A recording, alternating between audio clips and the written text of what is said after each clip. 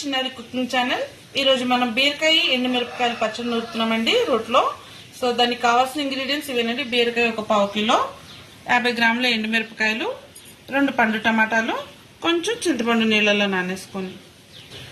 So ముందుగా మన ఎండుమిరపకాయలు సగానికి ఇరిచి నూనెలో వేగనిద్దాం. చలో ముందుగా స్టవ్ వెలిగించుకొని ఫ్రైయింగ్ పాన్ పెట్టుకుందామండి. దాంట్లో 1 అర స్పూన్ ధనియాలు, 1/2 స్పూన్ జీలకర్ర వేసుకుని వేయించుకుందాం. అలాగే వాటిలో మనం చూపించిన ఎండుమిరపకాయలు మధ్య కట్ చేసి వేసుకొని కొంచెమే నూనె పడుతుందండి, ఎక్కువ నూనె పట్టదు. ఎందుకంటే మళ్ళీ మనం తాలింపు వేసుకుంటాం కాబట్టి 1/2 స్పూన్ నూనె వేసుకొని ఎర్రగా వేయించుకుందాం.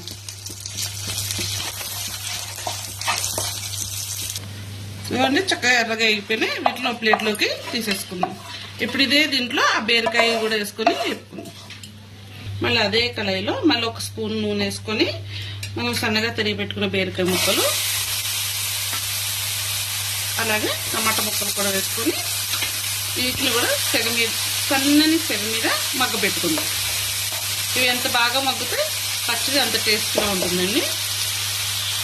ఇదిగోండి మన బీరకాయ టమాటా మగ్గబెట్టుకున్నాము. అలాగే ఎండుమిరపకాయలు కూడా. ఇప్పుడు ఈ రెండింటిని రోట్లో వేసుకొని పచ్చడి నూరుకుందాం. చలో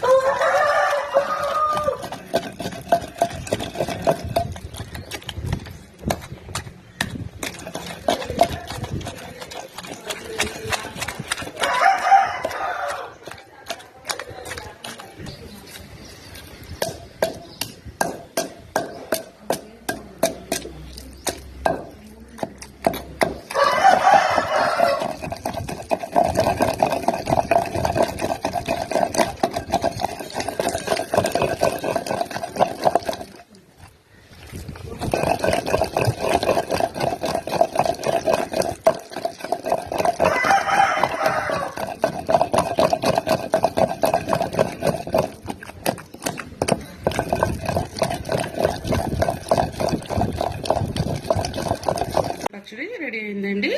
ఇప్పుడు దీన్ని మనం తాలింపు వేసుకుందాము. పొయ్యి మీద కడాయి పెట్టుకొని తాలింపుకి నూనె వేసుకుంటున్నానండి. 2 గరిటెలు నూనె వేసుకుంటున్నాను.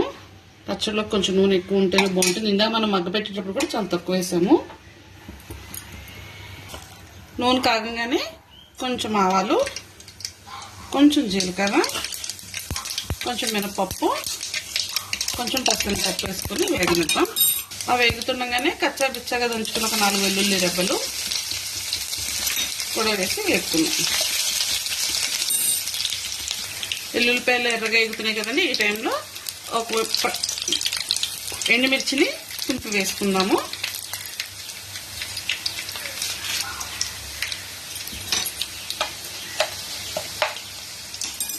అలాగే కరివేపాకు కూడా వేసుకొని కట్టేసుకుందాం.